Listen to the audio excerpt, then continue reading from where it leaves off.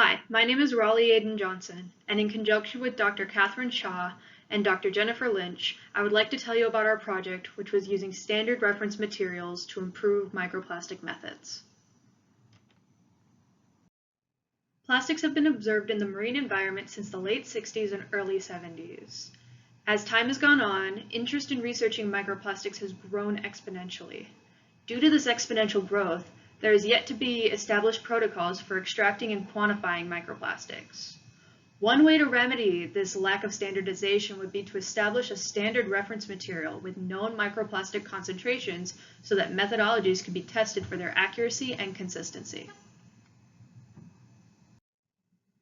Standard reference materials, or SRMs, are materials with certified concentrations of a desired variable, such as elements, minerals, or pollutants. They are well homogenized, which means that if you took one and split it into two subsamples and tested each one for concentrations of carbon, then those concentrations would be the same within a 95% confidence interval. They are used both for calibrating scientific instruments, along with aiding in method assessments and validation.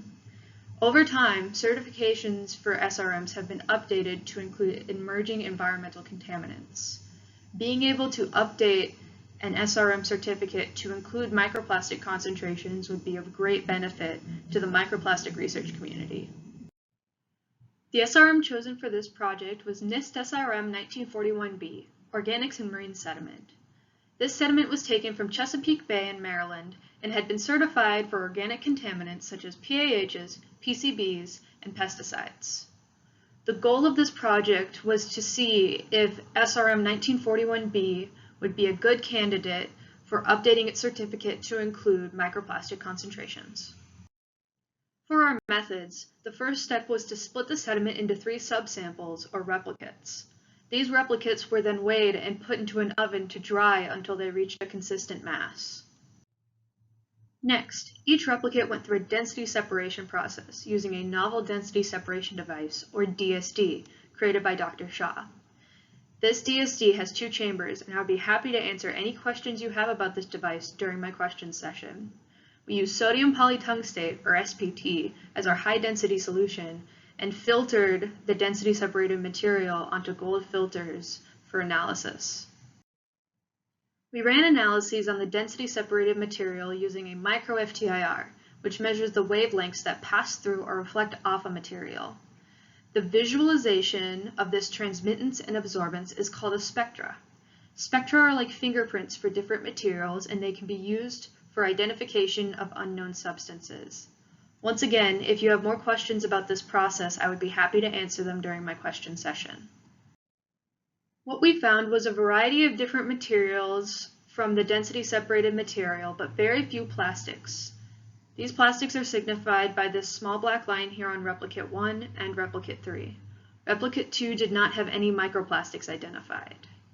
A majority of the density separated material was either unknown, which is this yellow bar here, or natural material, which is this purple bar here. Of the plastics we identified, the majority of them were found in replicate 1. Replicate 1 also had the largest variety of polymer types identified. The 2 most common polymers found within replicate 1 were polytetrafluoroethylene, or PTFE, which is signified by the yellow wedge, and nylon, which is signified by the orange wedge. PTFE is more commonly known as Teflon. Teflon is a non-stick material often used in cookware and is also used commonly in other everyday materials. The large presence of nylon makes sense as it's often used in ropes, netting, and fishing line. Comparing the types and concentrations of polymers found within SRM 1941B, we found that there was no correlation between replicates 1 and replicates 3. As previously mentioned, replicate 2 had no plastics identified. Overall, the polymer concentrations within this SRM were low. The low concentration of polymers, along with the lack of consistency between the 3 replicates, allowed us to conclude that this would not be a good SRM for certifying microplastics in order to create a microplastic standard. In summary, our goal was to start the process of creating a standard with known microplastic concentrations in order to improve and validate current methodologies used in microplastic research. We learned that SRM 1941B, Organics in Marine Sediment, was not a good candidate to pursue recertification due to low concentrations of microplastics that were not evenly distributed among the 3 replicates. Our next steps are to try it again with other matrices, such as industrial or domestic sludge or sediment from the Great Lakes. Thank you very much for your time. I am excited to answer any questions you may have had about my project. Thank you very much to Dr. Katherine Shaw, Dr. Jennifer Lynch, Dr. David Heirenbach, and to CMDR for all their help with this project.